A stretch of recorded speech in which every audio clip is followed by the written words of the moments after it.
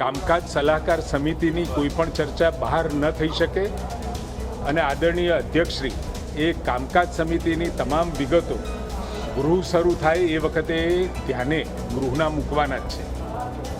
કેટલા બિલો આવશે?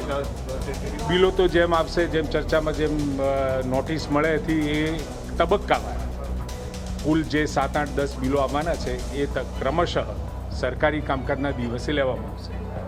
નોર્મલી કામકાજ સલાહકાર સમિતિની મિટિંગ થયા પછી પત્રકાર મિત્રો સાથે કામકાજ સલાહકાર સમિતિમાં જે ચર્ચાઓ થઈ એની ચર્ચાઓ અમે કરી શકતા હતા. ગઈ વખતે વિધાનસભા ગૃહમાં માન્ય અધ્યક્ષશ્રીએ વિધાનસભા ગૃહની અંદર જ રૂલિંગ આપ્યું હતું કે કામકાજ સલાહકાર સમિતિની મિટિંગમાં થયેલો ચર્ચા એ જ્યાં સુધી વિધાનસભા ગૃહમાં અધ્યક્ષશ્રી દ્વારા જાહેર કરવામાં ના આવે ત્યાં સુધી એની ચર્ચા થઈ શકતી નથી. અમારી તમામ માહિતીથી અપડેટ રહેવા માટે જોડાયેલા રહો S9 ન્યૂઝ સાથે.